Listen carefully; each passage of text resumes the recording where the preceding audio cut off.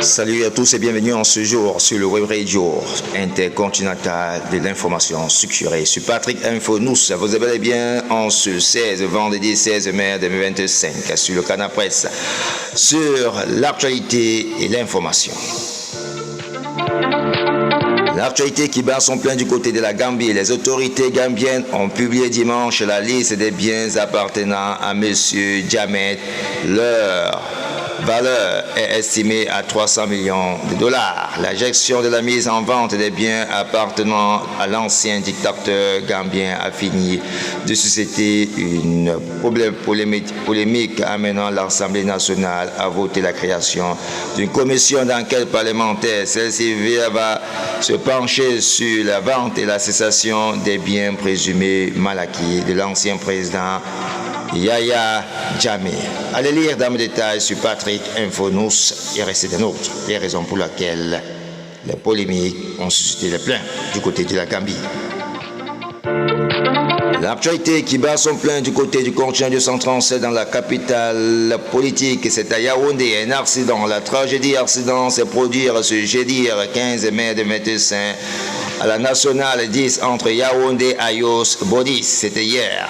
Le choc fait un mort. Il s'agit du conducteur du véhicule particulier selon les premiers éléments issus des témoins de la scène. Le conducteur qui était en état d'ébriété a heurté violemment un camion. Allez lire dans le détail sur Patrick Info-Nous.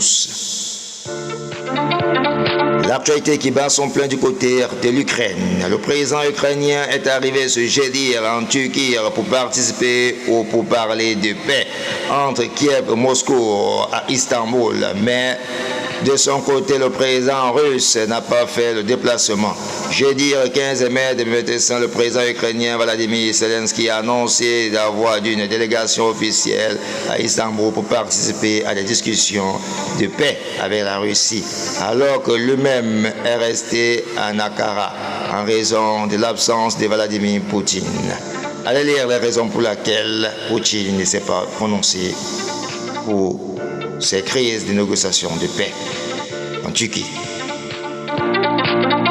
L'actualité qui bat son plein du côté de la Centrafrique RCA, extradé depuis mai par le Cameroun, l'ancien chef rebelle centrafricain Ahmed Sayo a été inculpé pour crimes récents. Amnesty International appelle les autorités à étendre des poursuites aux examens commis entre 2013 et 2019 alors qu'il dirigeait le mouvement Révolution et Justice. 10 jours après son extraction vers la République centrafricaine, Ahmed Sayo, ancien chef de groupe armé Révolution et Justice, en abrégé RGES, ministre, fait face à la justice pour rébellion et crimes de guerre et crimes contre l'humanité.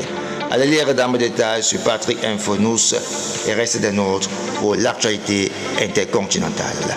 À nous revoir et au plaisir de suivre Patrick Info-Nous, likez, partagez et d'être nôtre.